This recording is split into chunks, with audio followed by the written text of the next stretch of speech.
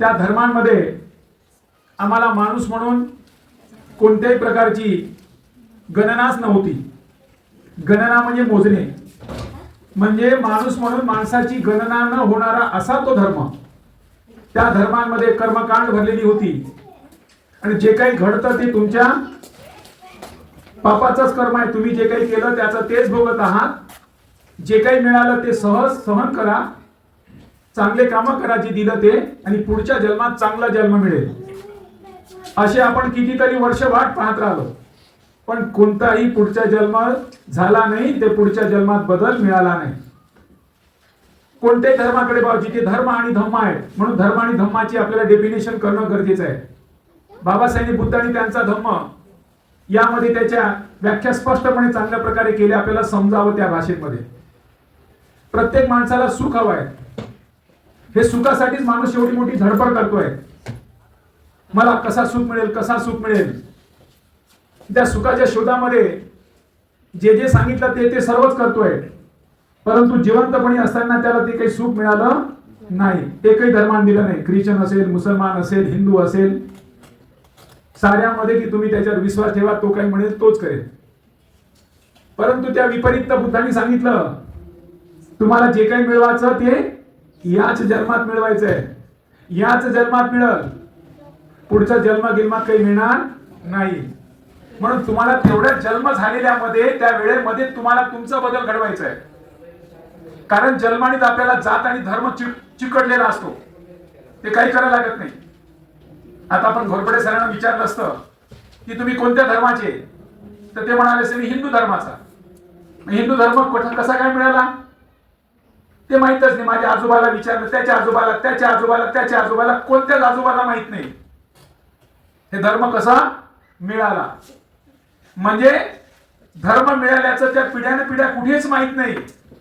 हे थोडे शिकले की यांना वाटलं की ह्या धर्मामध्ये असं आपण नेहमी भजत राहतो याला त्याला, आणि कधीच काही आपल्याला पावल्याचं दिसत नाही. आणि आता ज्या लोकांनी दीक्षा घेतली असं आपण ऐकतो आहे, म्हणजे आमच्या गावातले महाराज, ही गावातली जी कामं नको ती करणारी माणसं, आणि त्यांनी ती जात सोडली. आणि ती जात सोडल्याबरोबर त्यांच्या घरात राहणीमान बदललं, त्यांचा बोल भाषा बदलली. तो सुटाबुटात राहायला लागला, डेंटिंग पेंटिंगचा घर घेतला. तेवढंच नसून त्याच्या लिखाण वाचनात साऱ्यात बदल झाला. आम्ही तर एवढे देव मानतो, 33 कोटी एकही कामाला येत नाही, यांना कोणता देव आला असेल. म्हणजे यांचा तुम्ही जो दीक्षा घेतलेली आहे तुमच्या जीवनातला झालेला बदल ते पाहायला लागले. आणि ते त्यांच्या वडिलांना, कुटुंबियांना प्रश्न करायला लागले की हे काय. तर कुटुंबियांचे म्हणायचे बोलू नका, जे काही देवाने ठेवलं तेच आहे. देवाची करणी नारळात पाणी, नारळात पाणी असं काही येत नाही, तो देवाच्या करणीमुळेच येतोय. मग याला कळल्यानंतर हे चिकित्सा करायला लागले की हे जे देव न मानणारी माणसं झपाट्यानं प्रगती केली. कारण महाराज आत्ताचीच बौद्ध झाले 56 मध्ये, आणि 56 गेल्यानंतर 60 पर्यंत कळलं नाही, 70 पर्यंत कळलं नाही, 80 नंतर थोडीशी अंकुर दिसायला लागली, आणि 80, 85, 90 नंतर हे सर्व अंकुर भरता आली. तेव्हा कळायला लागलं की ह्या दीक्षेचा प्रभाव काय आहे. मग दीक्षा मध्ये त्यांनी विचार केला काय भानगड आहे. दीक्षा अशी असते का? नाही. बाबासाहेबांनी यांना दिशा दिली. कायची दिशा दिली? धम्माची. धम्म काय? जीवन जगण्याचा मार्ग, आदर्श जीवन जगण्याचा मार्ग तो धम्म आहे. त्या धम्माला आदर्श बनवण्यासाठी बुद्धीचा विकास होणं गरजेचं आहे. हे चिकित्सा करून पाहायला लागले की हे लोक काय करतात, हे विहारात जातात, विहारात गेल्यानं सामूहिक बसतात आणि म्हणतात सामूहिक वंदना घेऊ. आता आपण इथे वंदना घेतली, ते देवळात गेल्यानंतर म्हणतात आपण प्रार्थना करतो. चिकित्सा करायला लागली की नाही, तिची प्रार्थना हिची वंदना, दोघात काय फरक आहे? त्या वंदनेमध्ये तूच माझा भला करशील, तूच माझा भला करशील.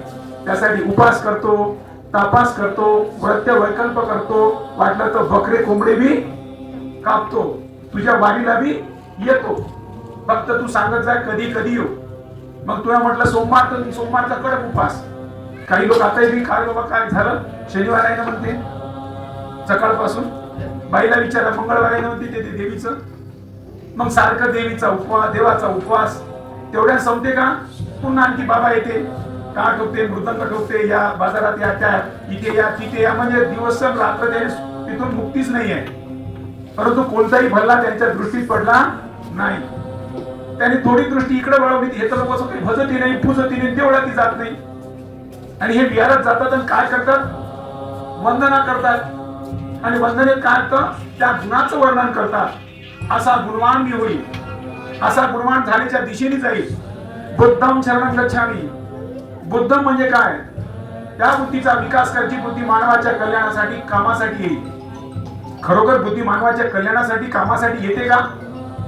म्हणून त्यांनी त्याच्या बुद्धीचा विकास करायला लागले.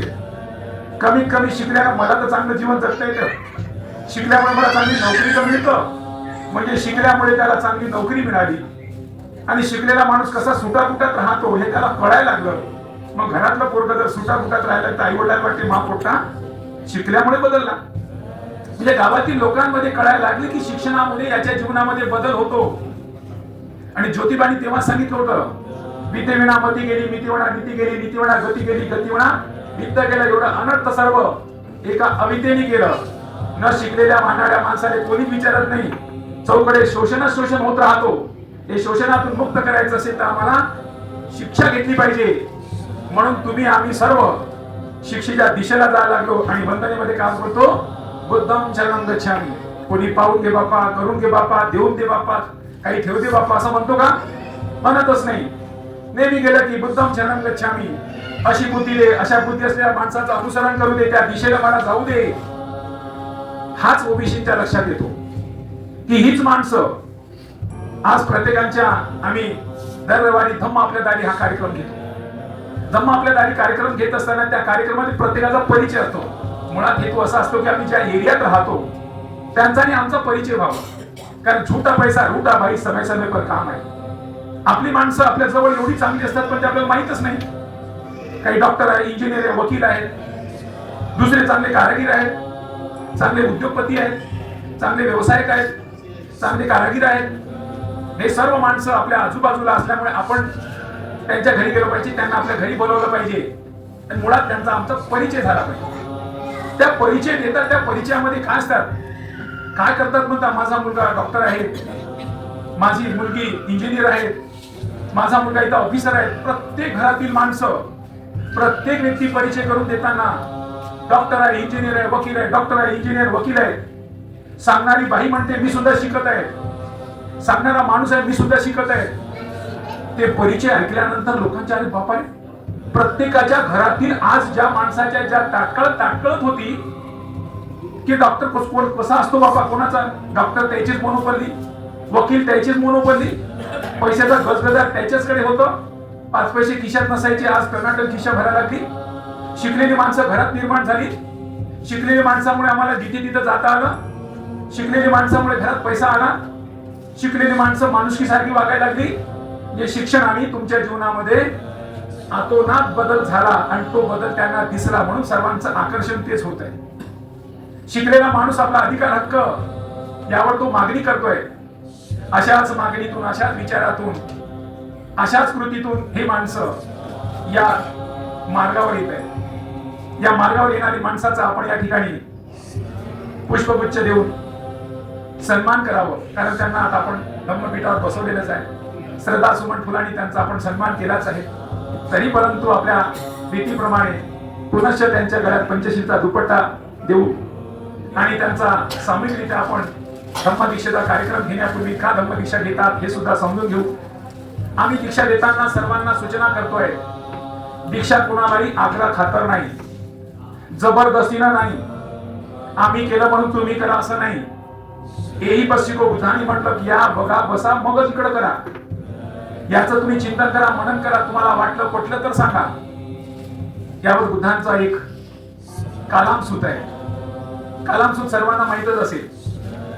कालाम लोक हे तथागत बुद्धांकडे आले आणि तथागत बुद्धांकडे आल्यानंतर त्यांनी म्हणाले की तथागत, ह्या मोठ्या विचारपटावर एक मोठा माणूस येतो, खूप मोठं भाषण करतो, खूप मोठ्या मोठ्या गोष्टी सांगतो आणि म्हणतो की मी जे सांगितलं ते मार्गच बरोबर आहे, तुम्ही याच मार्गाने जा.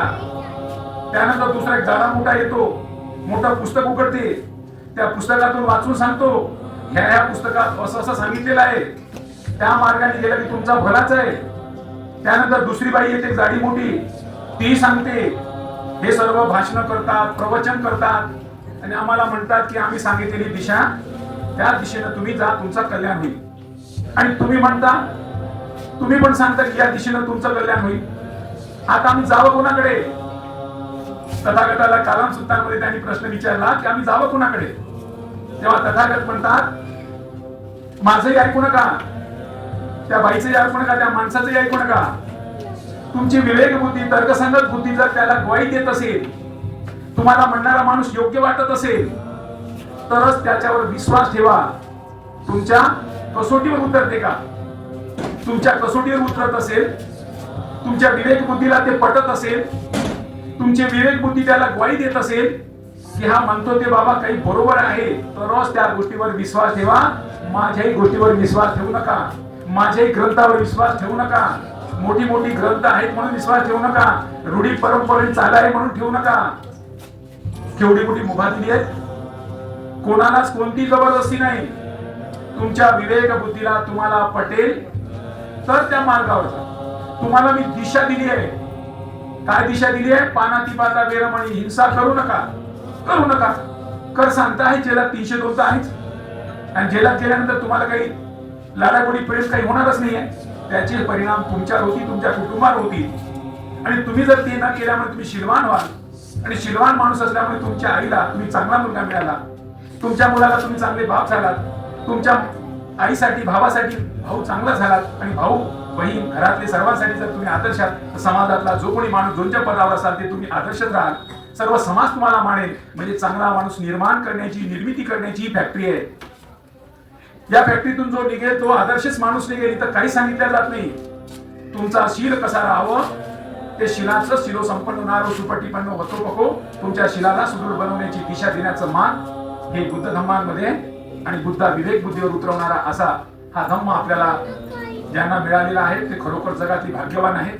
जे मिळवण्याच्या दिशेवर ते सुद्धा भाग्यवान आहेत. भाग्यवान शब्द मानत नसलो तरी आपण आपल्या समजुतीसाठी की आमच्या याला मांडण्यासाठी की जगातले आपण एवढा मोठा मार्ग आम्हाला मिळतो आहे, या मार्गावर जाण्याची संधी मिळते आहे. आणि खरोखर धम्माला जाणणारे, धम्माला ज्या ज्या कुटुंबांमध्ये, ज्या ज्या व्यक्तींमध्ये धम्म असेल त्या परिवारांमध्ये नवी नको अतुलनीय अशी त्याचा बदल असतो. जे नवरा बायको दोघेचे धम्माचे पालन करत असेल त्या दोघांमध्ये अतुलनीय अशा प्रकारचा प्रेम असतो. कारण प्यारे प्यारे धम्मा को मेरी किसी की नजर न लागे. धम्मामध्ये कधी कोणाचं प्रथम कल्याण, मध्यम कल्याण, अंतिम कल्याण, वारंवार कल्याण करण्याची भावना आहे. तो कल्याणी मार्गावर आहे. कल्याण आत्मसात केलेला आहे आणि आत्मसात केलेला माणूस कोणाचंही अकल्याण करू शकत नाही.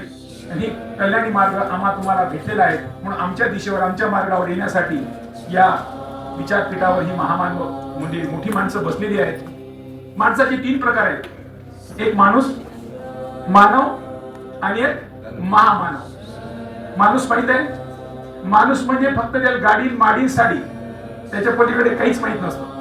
बायकोची साडीचा प्रेस करायला जाते, कुत्र्याले बाहेर नेते फिरायला, गेला तर मार्केटमध्ये भाजी घ्यायला जाते, त्याच्या पलीकडे त्याला काहीच माहित नसते आणि कोणी त्याला ओळखत पण नाही. हा कोण आहे? माणूस. आणि मानव कोण आहे? हे तुम्ही बसले. हे मानव काहीतरी धडपड करत असतात. मी काहीतरी केलं पाहिजे बाबा, मी नाही जाणार तर कोण जाणार. आता बघा सुट्टीचा दिवस आहे, खूपसे रिटायर्ड लोक आहेत. 10,000 पॉम्पलेट छापली आपण. हे पॉम्पलेट किती छापल्या गेली? 10,000. सरांनी सुद्धा आपल्या चॅनलवर त्यांनी जाहिरात दिली की या दिवशी हा कार्यक्रम आहे, तुम्ही उपस्थित राहा. आता काय करायचं? कारण ते कोण आहे? माणसं. माणसाला गाडी, माडी, साडीशिवाय पलीकडे दिसत नाही. त्याला आपल्याला मानव बनवायचं. तुम्ही महामानवाच्या रांगेत आहात. त्या रांगेत आल्यानंतर तुमचा सुद्धा अशी प्रतिमा लागेल, तुमचा सुद्धा पुष्प अर्पित होईल. आणि याचे हे कोण नात्यात आहे, गोत्यात आहे का? तथागत बुद्धाला कधी आपण ओळखतो का? काही दिलं का? 10 रुपये दिले का? कोणा झोपडं बांधून दिलं का? तरी परंतु त्यांचं नाव गर्वान्वित करतोय. सम्राट अशोकांचा इतिहास आपल्याला नावच फक्त माहितो, ऐकतो. ज्योतिबा फुलेंचं, बाबासाहेबांचं, त्यांनी कोणालाही 10 रुपये दिले नाही. यांनी काय दिलं मग आम्हाला? विचार दिला. विचाराची क्रांती आहे. कारण विचाराचीच आमच्याकडे दारिद्र्यता होती. विचाराचं धिकार पण होतं, विचाराची टंचाई होती. म्हणून म्हणतात की विचारावर लक्ष केंद्रित केलं तर विचाराचे शब्द बनतात, आणि शब्दावर लक्ष केंद्रित केलं तर ते आपल्या कृतीत उतरतात, आणि कृतीवर लक्ष ठेवलं तर आपल्या सवयी लागतात, आणि सवयी लागल्या की तुमचा भविष्य घडते. म्हणजे एका विचारामध्ये केवढी क्रांती आहे. म्हणून या लोकांनी काय दिला? आम्हाला विचार दिला, क्रांतिकारी विचार दिला की तुमच्या जीवनाला कलाटणी देणारा हा विचार आहे. या विचाराचं संगोपन करा. जो व्यक्ती, जो समाज, जो देश या विचारांच्या पावलावर पाऊल टाकेल, त्या विचारांना आत्मसात करेल, तर त्याच्या जीवनामध्ये 100% परिवर्तन आहे. म्हणून या विचार देणाऱ्या, विचाराची क्रांती करणाऱ्या त्या महामानवांचा आपण प्रतिमा घरात ठेवतो. त्या थोर पुरुषांचे चरित्र पाहावे जरा, त्यांचे समान व्हावे, हाच त्यांचा इतिहासातील बोध खरा. कमीत कमी त्यांच्या पावलावर पाऊल टाकण्याचा आपण प्रयत्न करावा, प्रयत्न करतोय. जो समाज करतो, जो परिवार करतो, जी माणसं करतात, त्यांच्या जीवनामध्ये 100% बदल झालेला दिसतोय. हेच बदल आपल्याला इतरांना दाखवायचं आहे. आज या ठिकाणी दीक्षा घेणारी काही माणसं आहेत. आधी आपण या विचारपीठावर बसलेल्या सर्व यांचा मी पंचशील दुपट्टा त्यांच्या गळ्यात घालून त्यांचा मी सन्मान करतोय. आज आमचा आदर तिथं संपतोय. पुनश्च त्यांच्या गळ्यात मी पंचशीलाचा दुपट्टा देतोय.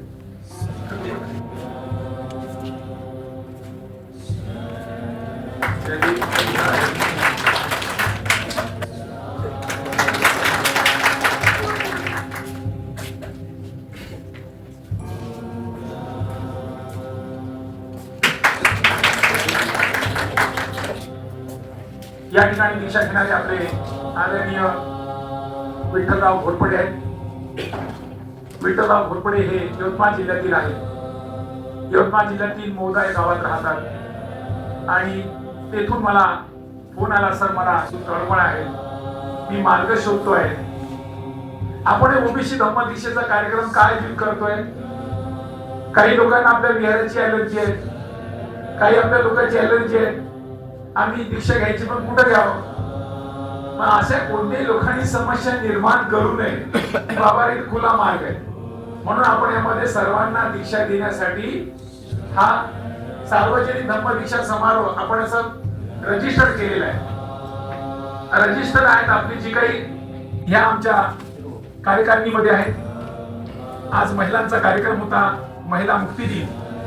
महिलांना सुद्धा जागृत करणं गरजेचं आहे आणि त्या जागृतीसाठी आज महिला मुक्ती दिनाच्या कार्यक्रमात त्या उपस्थित होत्या. त्यामुळे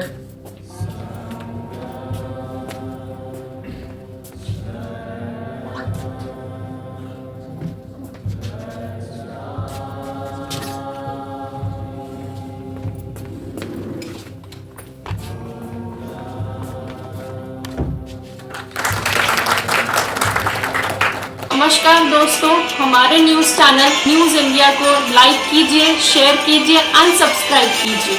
हम मिलेंगे फिर. धन्यवाद.